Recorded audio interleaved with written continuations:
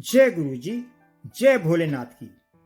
आज हम बात करेंगे जब कुछ तंत्र क्रिया द्वारा किसी की बुद्धि बांध दी जाती है, यानी स्तंभन किया जाता है कि वह व्यक्ति जीवन में आगे ना बढ़ सके, उसके पीछे ऊपरी हवा यानी नकारात्मक शक्ति को लगा दिया जाता है। तो यहाँ हम इसके कुछ लक्षणों को बताएंगे और कुछ उपाय टोटके भी बताएंगे। जैसा कि हम पहले भी बता चुके हैं कि कुछ लोग दूसरों से जलन होने के कारण, दूसरों की तरक्की से जलकर या किसी दुश्मनी के चलते कुछ तंत्र क्रिया या कुछ टोटके आदि दूसरे व्यक्ति पर या उसके परिवार के किसी सदस्य पर करवा देते हैं। उसके पीछे नकारात्मक शक्तियों को लगा देते हैं, उसकी बुद्धि को बांध देते हैं।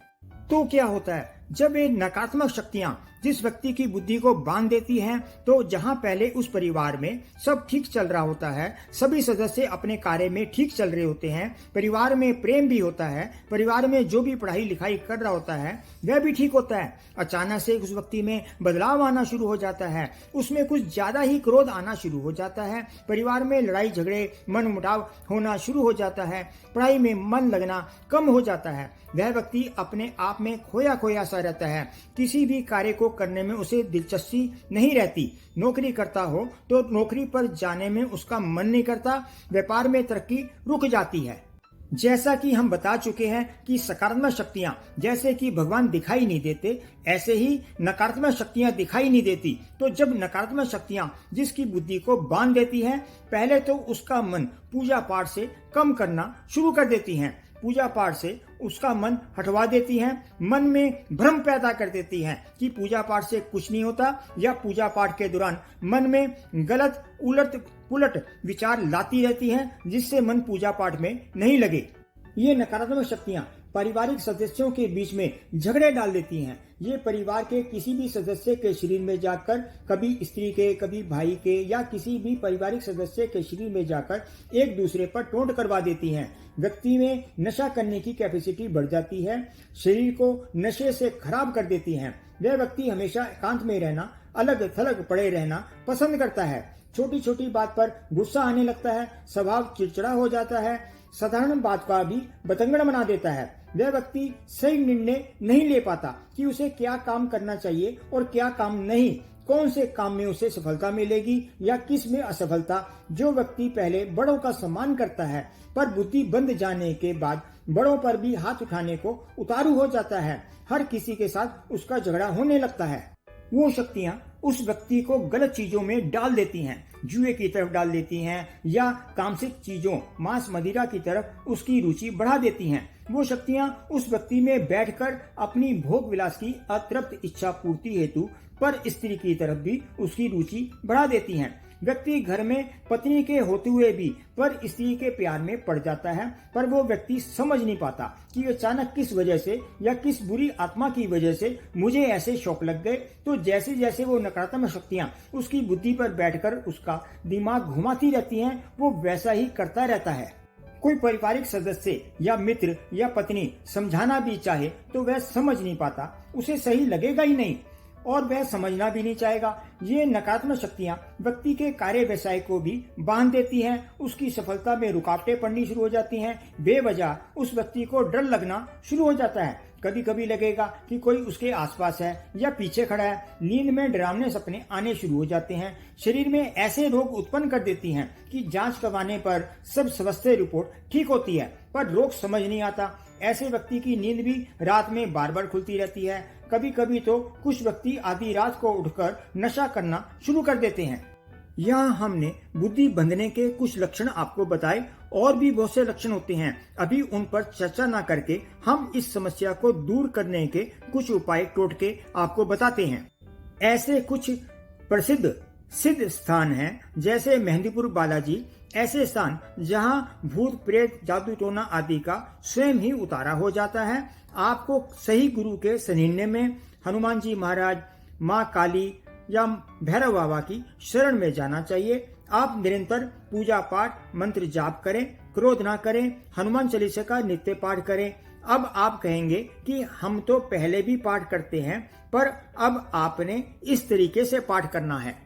आपने सुबह नहा धोकर हनुमान जी के समक्ष दीपक प्रज्वलित करना है, उनके निमित्त फल फूल मीठा भोग प्रसाद अर्पित करें और एक झंडा, जनेऊ और संतरी सिंदूर, जिसे चोला कहते हैं, अर्पित करें और संकल्प लेकर पाठ करें। अपनी परेशानी बताएं, पीड़ित व्यक्ति पाठ करे और अगर ना कर सके तो परिवार का कोई सदस्य उनके निमित्त संकल्प लेकर पाठ करें। उसके बाद बजरंग बाण का पाठ करें। पाठ के उपरांत एक छोटी सी गदा, जो कि बाजार में प्लास्टिक की या किसी धातु की भी मिल सकती है, और 5 लौंग, और उस गदा को पीड़ित व्यक्ति के सिर पर से 5 बार वार कर लौंग दीपक में डाल दें और गदा को हनुमान जी को अपनी बुरी शक्तियों से रक्षा करने हेतु अर्पित करें और प्रार्थना करें, हे प्रभु श्री राम भक्त हनुमान जी, कमन सो काज कठिन जग माही, जो नहीं होत ता तुम पाही। प्रभु आप जाने और अब ये आपकी गदा जाने,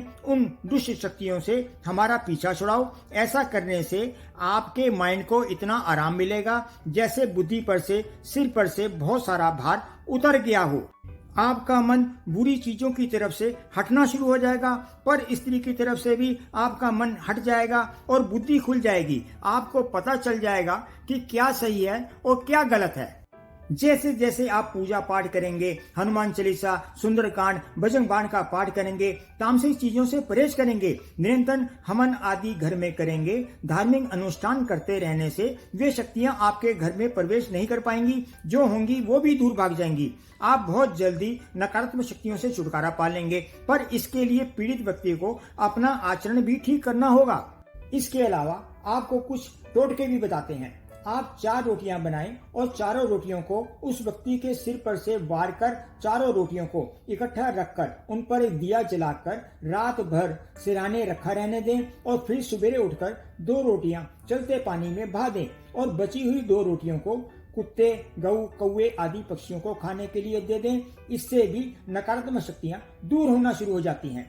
आंख के पौधे को जड़ समेत उखाड़कर उस व्यक्ति के ऊपर से उतार कर या झाड़ा लगाकर किसी एकांत जगह में इस तरह से गाड़ दीजिए कि पत्तियों वाला हिस्सा जमीन में गड़ जाए और जड़ वाला हिस्सा खुले आकाश में रहे।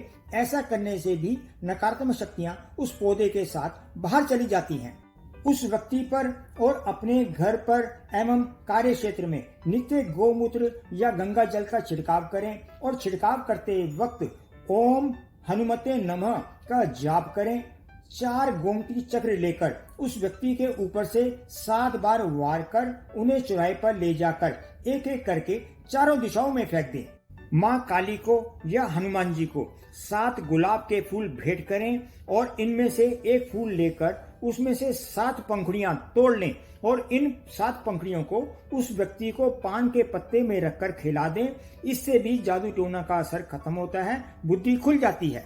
शनिवार के दिन आप राई, काली मिर्च, लोभान और गंधक लेकर हनुमान जी की मूर्ति के ऊपर से 7 बार उतारकर उसे पीड़ित व्यक्ति की जेब में रख दें। कुछ देर उसे उसकी जेब में ही रहने दें और फिर इसे घर के बाहर ले जाकर गऊ के गोबर से बने उपले पर जला दें। इससे जादू टोना या वशीकरण का प्रभाव नष्ट होता है। कई बार क्रूर ग्रहों राहु केतु की वजह से भी बुद्धि सही काम नहीं करती। राहु की इष्ट माँ सरस्वती है और केतु के इष्ट भगवान गणेश जी हैं, जो बुद्धि के दाता हैं। तो आप भगवान गणेश जी के निमित्त गणेश गायत्री का जाप करें और माँ सरस्वती जी की आराधना करें। राहु केतु के दोष दूर होंगे। एक पीला नींबू लें और पीड़ित व्यक्ति के सिर से 7 बार उतारकर उसके 4 भाग कर लें और चौराहे पर जाकर चारों दिशाओं में एक एक टुकड़ा फेंक दें। प्रार्थना करें कि सारी नकारात्मक ऊर्जा उस व्यक्ति को छोड़कर चली जाए, पीछे मुड़कर ना देखें और घर आकर हाथ मुंह धो लें। ऐसा करने से जादू टोना किए किराए का असर खत्म हो जाता है। पीड़ित व्यक्ति को दिमाग में शांति मिलती है। एक स्टील का गोल बर्तन लेकर उसमें थोड़ा कपड़ों वाला सूखा नील डालकर उसे पानी से भर लें और उस जल को पीड़ित व्यक्ति के सिर पर से वार कर उसके सिरहाने रख दें और सुबह किसी कांटे वाले पौधे में 43 दिन लगातार डालें। आपकी समस्या दूर होती जाएगी। कांटे वाला पौधा ना मिले तो केवल शिवलिंग पर अर्पित करें, शिव परिवार के किसी अन्य सदस्य पर नहीं डालें। आप लगातार पूजा पाठ मंत्र जाप करते रहते हैं तो जैसे आग का धर्म है, कोई भी वस्तु उसके संपर्क में आती है तो उसे भस्म कर देती है, जला देती है। उसी प्रकार प्रभु के नाम का, मंत्रों की ऊर्जा, हनुमान चालीसा, बजरंग बाण की ऊर्जा शक्ति का धर्म है। वो आपके शरीर की नकारात्मक ऊर्जा को, नकारात्मक विचारों को बाहर निकालकर आपकी बुद्धि को खोल देती है। जानकारी पसंद आई हो तो चैनल को लाइक करें, शेयर करें और सब्सक्राइब करें और कमेंट बॉक्स में जय भोलेनाथ का जयकारा लगाइए। जय गुरु जी, जय भोलेनाथ।